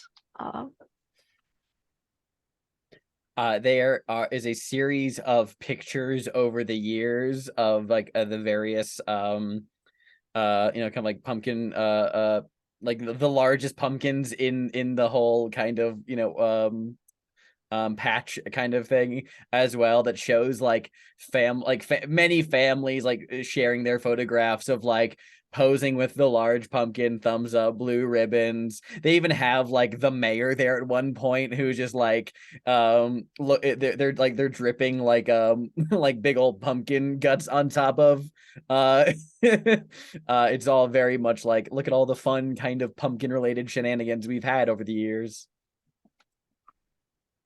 There is a scrap of paper, very simple, kind of old, looks almost like parchment, and it just says "Real good, Isaiah Langmore."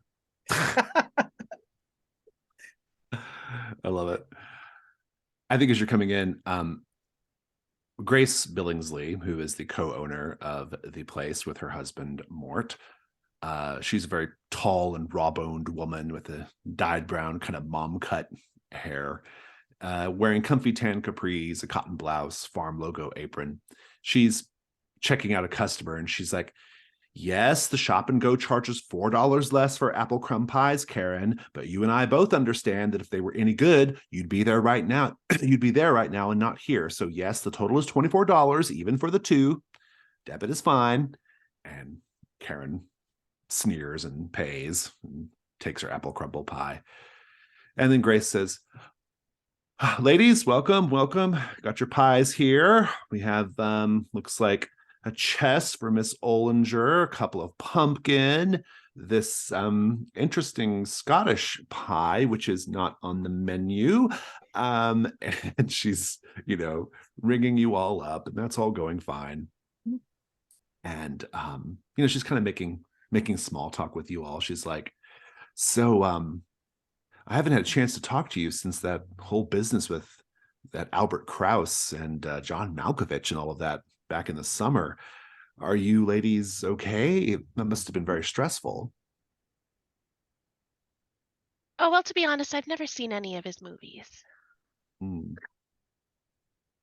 It was certainly an experience like none other I've had in my life before, but it takes a lot more to shake me down to my foundations than a man pretending to be a pretty excusably good actor. I'm sorry, would you just hold there for a moment? No, Karen, you cannot have the recipe to the pumpkin pie. That's not how any of this works. That is trade secret. Thank you. I'm sorry, continue. I'm still a bit shaken up a bit. He made his way into my home. I heard. Didn't he threaten you with a gun? Absolutely. Muriel here was quick with it though, and managed to take him off his feet, so to speak. But no, Karen, we don't sell the pumpkin spice that we put on top of the pies. It's just cinnamon, nutmeg, clove, mace. It's pretty straightforward, actually. Every time that Muriel has gone to take a bite of her pie is when Grace has been shouting at this woman again. And then she brings up again, she shouts again. The next time the Karen says anything, Muriel just slams her on the table, stands up and says, look, you, and just lays into her, and just being, you're not getting the recipe, you're paying the fee, and if you have a problem with it, you can write a review on Yelp. As Muriel is completely bagging on Karen, that's when Doll's going through her pie, really watching this, just enthralled. I love it. It's great. She says, hey, ladies, have you heard about this Ninth Step place that's opened up recently? Yes, the Satanist MLM. I don't think it's that. I went by, and it's really quite fascinating. What do they do there? I mean, their founder, Miss Corinne Waitley, she's terrific. Have you met her? I can't get her out of my house. She's so always there. She just feels like she's so, how some people just go through life kind of walking on air. That's kind of what she's like, Oh, she certainly walks in on something. So what's the whole deal with this Ninth Steps place? I'm not a fan of the whole new age wellness center kind of mindset. I didn't know about it, but what do they do there? What did you experience? Well, the idea, I think, and mind you, I'm still on the second step, so I don't know exactly. But so there's literally 9 steps of a program. Well, yes, I think so. I think there's more than 9. But why would you call it the 9th step? Well, Ms. Waitley says that the 9th step is the highest form of human self-actualization, and once you reach the 10th step, you're really, really sort of going beyond the bounds of human consciousness. It's when history and humanity and the cosmos just start to sort of blend together. It's a lot. In the second step, though, we're reading a lot of Greek mythology. I'm not really sure what that has to do with it, but it's a cult. It's literally cult. I wouldn't say it's a cult. It's a bunch of gobbledygook. That's what it is. All I know is that the good Lord gave us 12 steps for our uncles and our cousins to go through when they're having a rough time and need to get right with Jesus, all right? Well, I wouldn't know anything about that, but I bet Charity probably does. And Charity comes in. She's like, I heard you, Grace. I don't know what that was about, but you know what? There wasn't a lot of drinking when you're following around with the dead, okay? It's other sorts of recreational substances. Hey, speaking of recreational substances, Muriel will reach into her coat and pull out a little baggie of herbs that she'll pass to Charity. And she like takes it. She's like, "Oh, that's great for the for that sage and rosemary pie." She Hey. puts it in her pocket. There are two other people to meet here. Two young people, Zoe Grant and Alejandro Al Diaz. They are both really young, like student age, like college student age, and they both work at the Pumpkin Mart as well. We can kind of meet them in more detail later. But there's also Desmond, but Desmond is about to be in some trouble. Let's take a 5-minute break and we will come back and find out what happened to him. So while you're just getting checked out with your pies, Mort Billingsley runs into the Pumpkin Mart. It's Desmond. He's in the field. And then he just breaks down sobbing. Desmond is Desmond Billingsley. He is Mortimer's brother, Grace's brother-in-law, and the uncle of Hot Todd and MJ, and coworker of everyone there. If you rush outside, assuming you do, you will find, as your eyes adjust to the fading daylight, one of the scarecrows amongst all the others looks odd, and if you investigate it, you'll see that it is in fact Desmond, a smiley-faced burlap sack covering his head, his lips blue and his eyes bulging. He's hanging from a scarecrow pole, arranged like a scarecrow. The Brindlewood Bay volunteer ambulance crew arrives, followed within a few minutes by Hank Spratt, a deputy from the Brindlewood County Sheriff's Department. Deputy Spratt insists everyone sticks around for questioning. And he sees the four of you there, and he's like, I have pretty strict instructions from Sheriff Dalrymple that the four of you ladies should not go poking around in this matter. We weren't poking. We were just here making some fall time purchases. That's it. Muriel holds her pumpkin up and says, we weren't poking, we were picking. He's like, all right.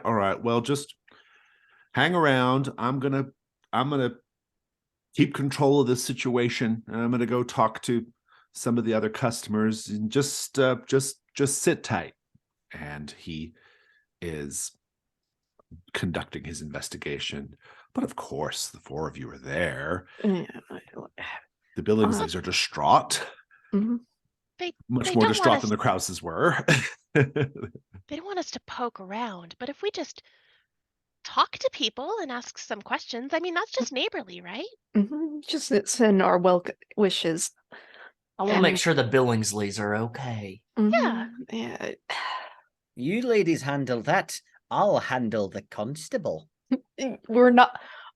Muriel, this please requires don't get into another fight. Oh, we don't have the bail money for you. No, I'm not. Okay, that was one time. I'm not suggesting that I'm going to get into a bout of fisticuffs with him. I was cracking my knuckles. I've been picking pumpkins all morning long. I'm a little tuckered out.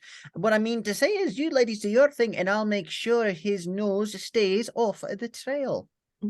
Oh. Well, so Rosemary, what's your first move?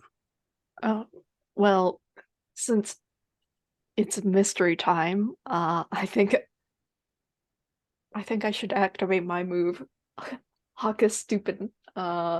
Because, well, we're here, and I'm like being alert, looking around, seeing like trying to focus on stuff. What is about to happen? Let me tell you what the layout of the place is, so you can maybe go start in a specific place, and then we'll do it. So there's the Scarecrow Field, of course, which is where the body is. It's also where there was a contest being held for kids making scarecrows. There's the pumpkin patch as well. There is the pumpkin mart itself. Also, you don't have any reason to go here yet necessarily, but the Charity Haverton actually lives at the pumpkin mart. She has a little loft apartment above the pumpkin mart that her brother-in-law and sister kind of put her up in. Yeah. You can find it with your nose. It's pretty easy enough to find that way. And yeah, so where do you start then? Where do you go? God, I want to do so many things. I want to check out like the body like some more, like Okay, because sure. Yeah. because I think that's probably would be best where my move should be focused on. So your move says the first time you enter a location, you can ask me what is about to happen, and because your reason's high enough, you can also ask why. The what is about to happen is you are going to get noticed by one of the other deputies, not Sprat, but another deputy is going to see you, and he's going to question your presence there, obviously. And the why is, well, because you don't belong, because you are specifically not supposed to be roaming around, poking around. But if you don't mind dealing with the deputy, then you're good. I don't mind dealing with the deputy. He can answer some of the questions because I don't think I'm going to get anything else, Sprat. Let's talk about the Scarecrow Field. It is a regiment of straw-stuffed men, each hung from a wooden pole in the ground. Scarecrow crafting detritus are all over the place. Bits of hay, scraps of cloth, splotches of acrylic paint, old dungarees. There's a hidden speaker playing a mixtape, which I'll tell you all day what has been playing. A mixtape featuring When Doves Cry, Blackbird, I'm Like a Bird, Fly Like an Eagle, and other songs. And let's paint the scene. One of the scarecrows has a blue ribbon on it. Looking at this scarecrow, why do you think it was the winning scarecrow?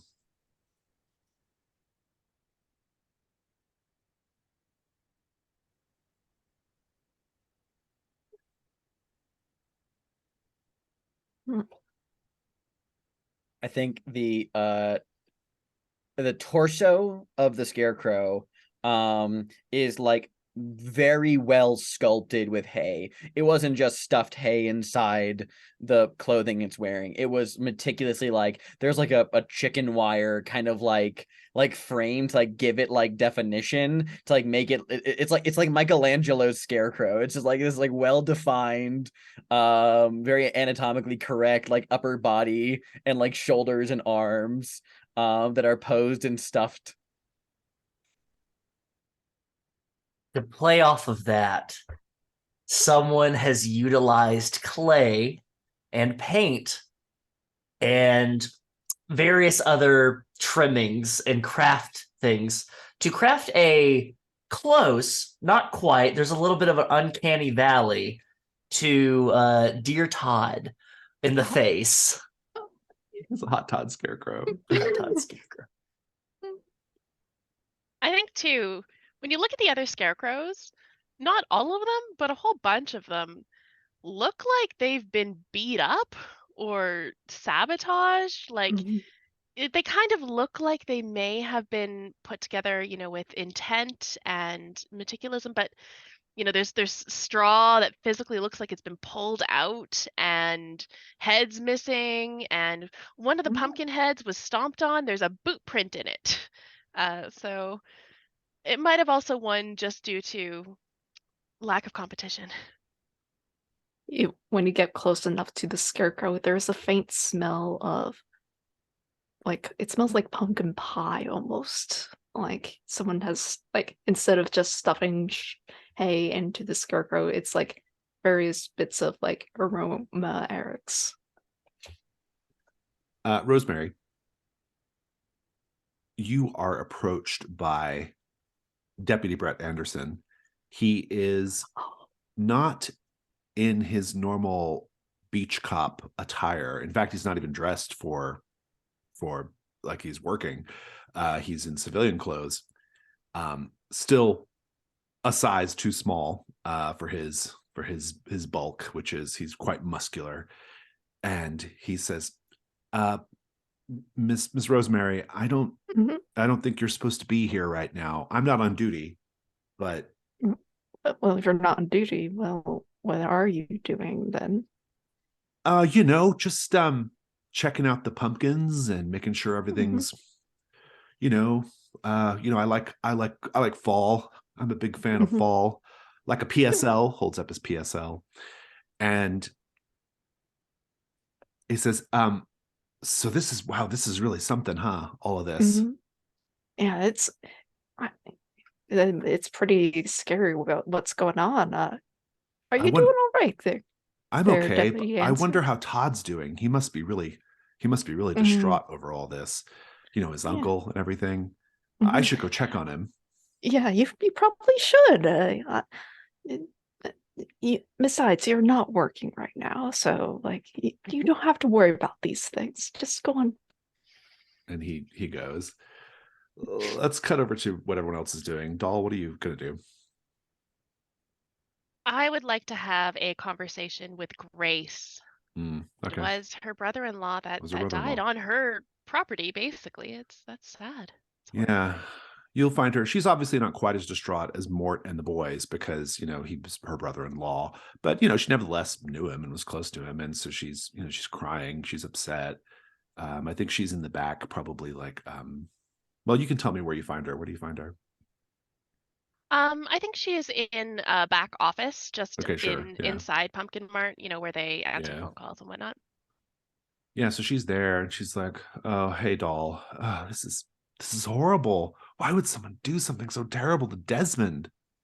Oh, Gracie, I'm so sorry for your loss. What a terrible, terrible thing. And I'm going to sit down and put an arm around her, being very consoling. Mort, he's going to be a mess about this, but the boys too, they really love Desmond. I just don't know why anybody would do such a thing. He had no enemies. He worked at a pumpkin farm. It makes no sense, Grace. I don't understand either. My friends and I, we look into things like this from time to time, and it's just, well, from one time. But, this situation, it seems so deliberate and cruel. It does. It does. I really hope John Malkovich wasn't involved somehow. Oh, well, he is dead. It's a whole story. I'm sorry, but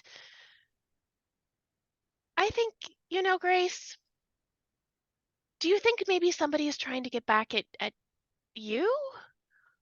You can go ahead and you can make the meddling move with presence at this point, doll. Okay.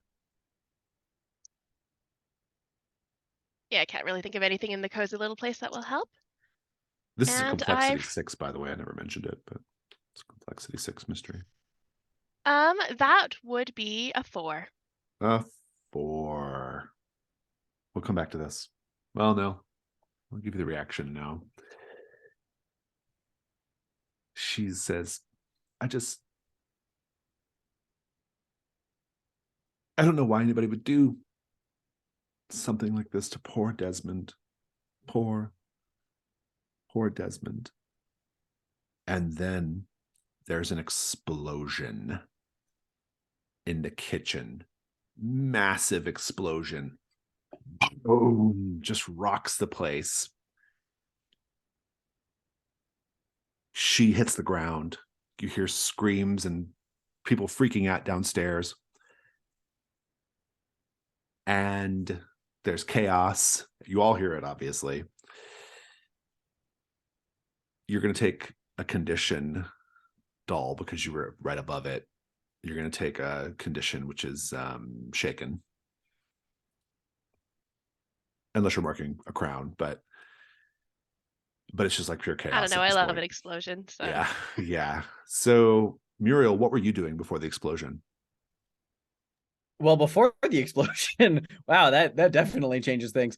I wanted to I think I'm sticking with what I said, which was like we got Hank Spratt moving around, the eyes of Dalrymple himself, kind of that would impede the investigation. And I want to help my fellow ladies. So Muriel is like, kind of like, walking around the pumpkin farm, kind of just like, just like side-eyeing him, spying on him from afar, kind of watching his proceedings, trying to put together how like she could possibly, like, without directly implicating herself, like,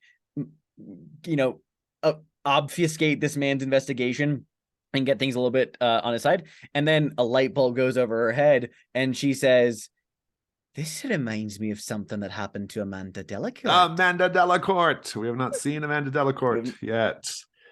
Indeed. I love it.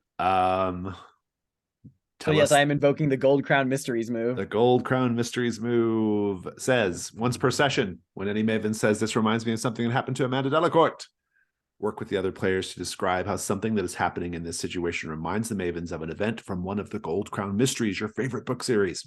At a minimum, you must provide the following information: the name of the Gold Crown mystery in question, the problem or situation Amanda found herself in that's similar to yours, and how she eventually overcame the problem or situation. So what are we looking at here? I open the floor to my fellow Mavens as well. So before we get to like the name of the book, my thinking is that like in whatever book this was, there was a similar moment where Amanda Delacourt was having to snoop around and look for clues, but was being kind of stymied by, by some cops on the scene, or maybe even it was like just some like local authority basically. And she had to without like, she couldn't like directly like, I'm going to, conk one over the head, knock him out so I can go do my investigation. It was like she had to like lead him on a wild goose chase, or had him like something in the background that would keep these people off of her back while she was doing the real work. So I'm fully open to ideas here. It sounds like what you're going to ask for, though, once we get it, is to create the truth of the situation that Spratt is out of the way. Yeah. Basically, yeah, I like exactly. that. Yeah, I'm gonna instead of taking the 12+, I'll be like, he's no longer a problem. Will not be able to interfere. Yeah, like this was just to give like more details about the book. I think the book title was "Shop Till You Drop," and this murder took place inside like a mall of sorts. Mall cop. Yeah, so like. And like with all this sorts of thing, like Amanda Delacourt knows earlier in the day that there was like this Karen who was complaining about everything. And somehow she managed to get the ire of the Karen onto the mall cop. So the mall cop was busy placating this Karen. So like Amanda Delacourt was free to investigate as she pleased. Oh, so you have an actual Karen here, so that you could kind of use to distract Spratt. That's pretty good. Yeah, I like that a lot. Yeah, that's Absolutely. really cool. Weaponize your Karen. Yeah. I feel like let's weaponize some like bad moments of service. Get the Karen kind of. Yeah, I love it. I love it. I think what Muriel specifically does in that context then is like basically like drops a bunch of like info on the Karen that would infuriate the most zealous of shoppers. But also I think another thing that she does to even further muddy the waters, it becomes a multi-factional conflict, is Muriel begins like, she like goes over to like grabs like a thing of like the candied apples that they probably have at the farm here, and then she just begins handing that to kids to just point them in that direction. You go do that, you go cause this amount of mischief, you do this. And it reminds her of that time in Shop Till You Drop when Amanda Delacourt brought the food court into chaos to keep the mall cops off of her back while she investigated the Cineplex attached to the food court. Fabulous. I love it. All right. So Spratt's out of the way for the time being. Alice, before the explosion, what are you doing? Alice was going to scan and kind of use observational skills to see if there's anybody or anything that sticks out of place. If there's somebody that like, because this is like Desmond, oh, that's that's connected to the family and everything like that. Is there anybody that seems uncharacteristically calm or just unperturbed by the things going on? I will give you an answer, but Mhm. also let you roll meddling move. You can roll meddling move for now. All right. See if you find a clue in the middle of that. Think maybe reason for that one? I think probably reason, and I think between your two conditions, I'm going to give you a disadvantage as well. Okay. I will go ahead and offset that disadvantage by using my various photo equipment and mechanical cameras as viewfinders. All right, roll flat. Plus reason, of course. All right, that is 9 on the die, plus 2, 11. Nice. I'll give you your clue now. You're kind of looking through your camera. You're noticing Sprat. Sprat's actually like not even like at the pumpkin mart anymore. Muriel's done a really great job, like getting Sprat like, you know, talking to customers out on the road, abutting the pumpkin mart, right? And you see in the distance through your lens over in the pumpkin patch, you see Zoe Grant, one of the young employees of the pumpkin mart, and you see MJ. They are clearly talking about something. It's unclear what they're talking about, obviously. But then, there in the pumpkin patch, they share a passionate kiss. A strange thing to happen after Uncle was found hanging as a scarecrow, but you know, maybe it's a consoling, passionate kiss. But in any case, there's a passionate kiss. That's your clue. And then you see Corinne Waitley. She is wearing beautiful sort of like topaz and amber colored large shoulder pad kind of like structured outfit with some chunky tortoiseshell jewelry. And she's got a pumpkin. She's kind of like kneeled down with a couple of kids. And she says, well, yes, of course, pumpkins are a bounty, a gift from the earth. The ancient Greeks believed that they were a gift from Demeter, the harvest goddess. And if this was ancient Greece, we would be celebrating Demeter even now. But it's not an entirely happy story, I'm afraid. Demeter's beloved daughter, Persephone, was kidnapped and taken into the underworld. But, well, I can see that you mostly just want to talk about your Spider-Man face paint. That's fantastic. Here, take your pumpkin, dear. And she turns and says, oh, Alice, it's so good to see you. Good to see you again, too, on such short notice. Well, I'm really hoping that now that, well, I've run into you, I'm really hoping that I can get the Mavens into the 9th step in order to do a little bit of publicity. All that business with Albert Krauss and John Malkovich, it's only raised your profile. Yeah, it has. We're just real busy, you know, plenty of just backgammoning and well, Doll, can't pull her away from the bingo hall. You know what they say. She's a fiend for it. Well, gambling is unfortunately one of the things that happens to people when they have a darkness in part of their soul. That's where all addiction lies. It's important. That's actually part of the 6th step. When you're able to shake yourself free of whatever bindings you find around you, you should really come by the center. I think you'd really love it. Absolutely. I'll go ahead and check with the other gals and see what they think about it. In the meantime, remember, Corinne, when we put toilet paper rolls in the bathroom, it's over, not under. We like beards, not mullets, darling. Thank you so much for letting me continue to stay at your place from time to time, Alice. Well, I find that when I'm in your home, I'm just really grounded and centered. There's something so much more personal and, well, cozy than I would get at a hotel or even a local bed and breakfast, which this town has a very high number of, actually.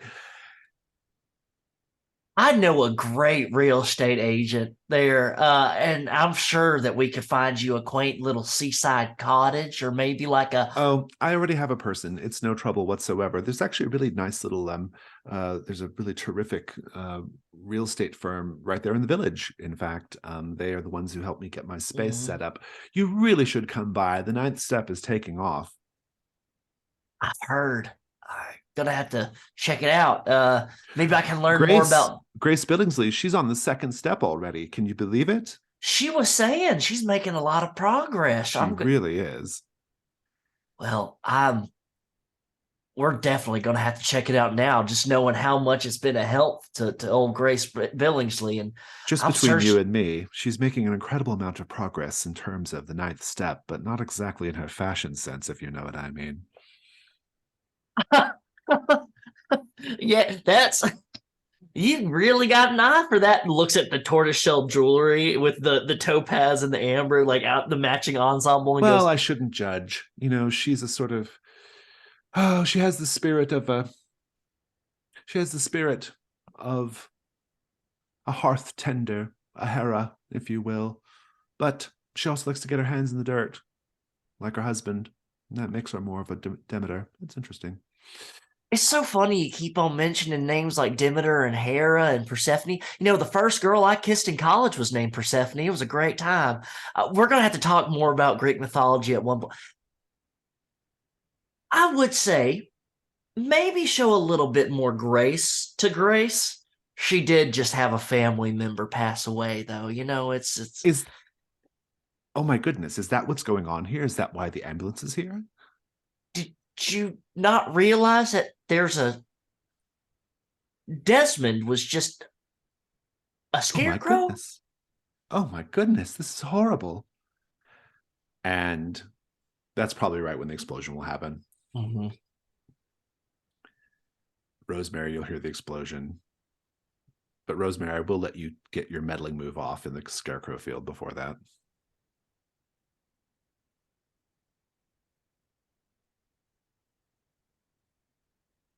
Okay.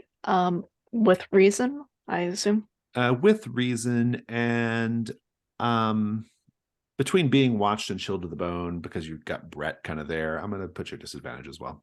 Oh no. Okay, that doesn't change. Wait. Okay, that doesn't change anything. That's a 7. Okay. I owe you a clue. Alice, you got your clue. Doll, you got miss on your roll. Muriel, you've taken care of Sprat. Sprat's not going to be a problem. But then there's this explosion. It's a chaotic scene. Everyone's rushing to and fro. There's already like emergency services here, so they're able to react right away. Luckily, only one person was in the kitchen when it happened. It could have been much worse. They're pulling Charity Haverton out on a stretcher. But on a stretcher, not covered. She's alive. Oh. And they load her up into the ambulance. And I think we'll end the session there today. Let's go ahead and do end of session. So dramatic. I know. All right, let's do our end of session here. Did the Murder Mavens solve the mystery? Yes, you did. You get to mark that one. Rosemary, did you secretly undermine the authority of a local official? I told Brett that since he's Brett, yeah. currently not supposed to be working, that he should go fuck off. Indeed. Did you show someone that you've still got it? I don't think so. All right, you've got 2 XP. Doll, did you share a memory of a late family member? I did not. Did you secretly undermine the authority of a local official? I think you kind of all did that today. Yeah. So you've got 2 there as well. Muriel, did you behave like a woman half your age? I think so. I think you did a lot of like fighting and stuff. Yeah, getting real feisty. Yeah, and golfing and all this other business too. And yeah, I undermined I level up. Indeed. Yeah, fabulous. And then Clarice, did you behave like a woman half your age? Oh, I think Clarice or Alice rather. Sorry, Alice. Oh, there's Clarice Starling in big bold. It's written so big. Yeah. Yeah. I mean, you can't spell Clarice without Alice. That's true. Alice, I think you did because of your interactions with David. And then did you share your wisdom with a young person? Probably David also. David as well. Yeah, we had a little bit of a all right, chat. So you got all 3 of your marks for today. Let's do we have any open crowns right now? Nope. Okay, then. I think that will conclude that part of it then. Let's go ahead and go to stars and wishes. Stars, of course, are things you enjoyed about today, and wishes are things that you hope to see next time. Stars absolutely going to the Malkovich impression. That was very funny. Was it good? I don't even know. It was actually pretty good. Okay, At first I thought, I was like, oh, is Jason just playing Malkovich? But no, there was a cadence in there that I'm like, oh my god, this is actually pretty funny. So no, that was really solid. No, I obviously Star for our first Theorize as a group of mavens, and for it being completely bonkers and out there. Everyone had really funny ideas. I love that. Definitely gotta call out a Star for Wes's continued interactions of Southern hostility with Corinne Waitley. 100%. I don't know, just a lot of good. But wishes, I'm really looking forward to seeing if and when the Clarice Starling move comes into play. I'm also really excited for our next for us to get another void clue, because I believe then that'll unlock the next layer of the campaign. Yeah, the history stuff unlocks then.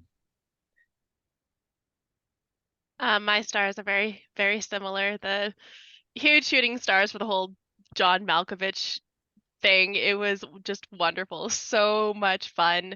When I introduced that paint the scene, I was just thinking oh, well, these people are rich. They're going to hire somebody to host their party. And here's a random actor I'm just thinking of right now. And it just exploded. And I think that's one of the really wonderful things about games like this, narrative games like this, where you can I'll really never eat a run shrimp with or a shrimp something. cocktail again and not think about right? I will Yeah. always think, every time I see a shrimp cocktail, I'm going to think of John Malkovich. And it's a weird association, but it's there now. It was so much fun. The Theorize move was so much fun. That's often one of my favorite things in games like this, apart from Brindlewood games, is the Theorize part. It's just, it's hilarious, and it's always entertaining, and everyone has such wonderful ideas. This one, everybody I'm glad we put in a little piece of everybody's plan, because it worked so well, and it was so cinematic and silly, but at the same time, everything pulled together in I could see this TV show happening, and John Malkovich is gonna get a big, I don't know, great guest role, I suppose. I fully just so everyone understands, if you're watching this video, Jason told us in our chat last week, I'm going to do everything, I'm going to make John Malkovich an impossibility for you guys to guess. And then we were like, cool, we're going to walk around that. Yeah. Well, and I kept the joke is that whenever I want to kill off a character in Dad Overboard, they choke on a prawn, right? Yeah. And so I was kind of leaning into the prawn cocktail. That was part of the joke, right? It was so funny. The prawn stuff was hilarious. Big fan of that. And yeah, anyway, I'm just this was a lot of fun. I can't wait for our next Theorized move. I can't wait to see what happens in Decorative Gore season. I was really scared for a moment that Hot Todd got blown up, but he's okay, so thank goodness. Right? Muriel may not care about Hot Todd, but I very much care about Hot Todd. Everyone loves a himbo. You can't help it. Also, I love the scene with Muriel and Rosemary looking on and at Doll and Alice over goggling over hot Todd. I also really like the description of like how Muriel likes her men. Mhm. That was so good. I loved when you threw the step on thing. That was so good. Yeah, my stars are very much that, like, that whole interaction between Muriel and Rosemary was chef's kiss, no notes, perfect. Theorized move, wonderful. Everybody's so creative. It's very fun to play with you lot because you are all in your prime. You're in the zone. You're doing great. It's amazing. Wishes. I think we need a cozy move soon. Maybe me and Rosemary, we need to do a little cozy move here soon in between all the excitement. Rosemary is a woman with a plan and just like, oh no, there's a case. We've got to solve the case. Mm-hmm. It's like, hey, we need to slow down a little bit. Let's have some tea. Let's slow down a little bit. Yeah, absolutely. For me, I really a star for the Theorize was terrific. I really loved it. It was so creative, and it kind of took what could have been like a kind of like a joke thing with John Malkovich, and it actually really turned it into an interesting part of the story. And so I really appreciated that as the keeper, because it was y'all. Like I chimed in every now and then, but I mostly just got to enjoy watching you all come up with it and explain it. So that was very fun. I like those sort of like when the keeper gets to be kind of an audience member moments.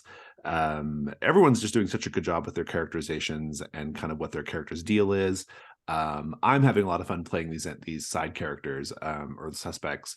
I spent literally 10 minutes practicing my John Malkovich impression. I'm glad it came off okay.